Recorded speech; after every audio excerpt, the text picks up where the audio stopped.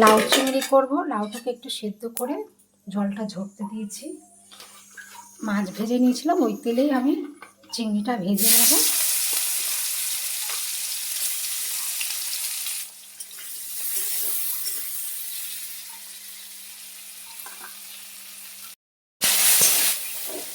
চিংড়ি ভাজা ভাজা হয়ে গেছে, চিংড়িটাকে এবার তুলে নেব। তেল গরম হয়ে গেছে, শুকনো লঙ্কা তেজপাতা ফোড়ন দেব, তারপরে জিরে ফোড়ন দিচ্ছি।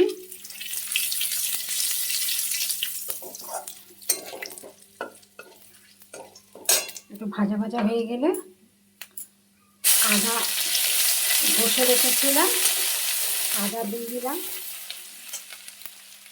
এখানে টমেটো আর কাঁচা লঙ্কা এটা দিয়ে দিলাম।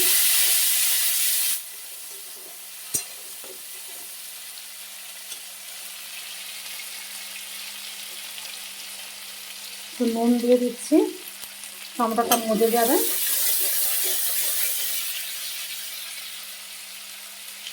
হলুদ দেব, আর হচ্ছে সামান্য গুঁড়ো লঙ্কা দিচ্ছি।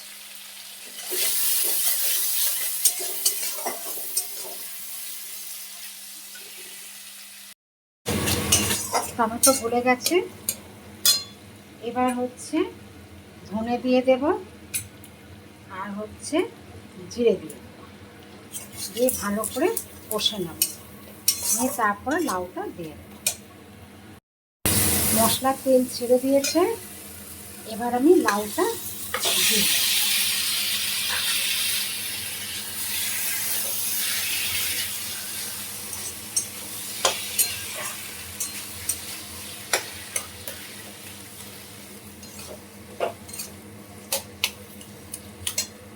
চিংড়িটাও দিয়ে দিচ্ছি।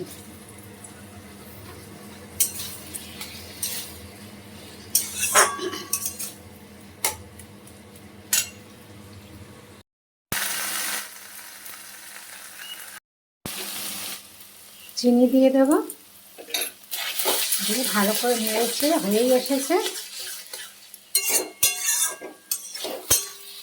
লাউয়ের ঘন্ট। লাউ চিংড়ির ঘন্ট হয়ে গেছে।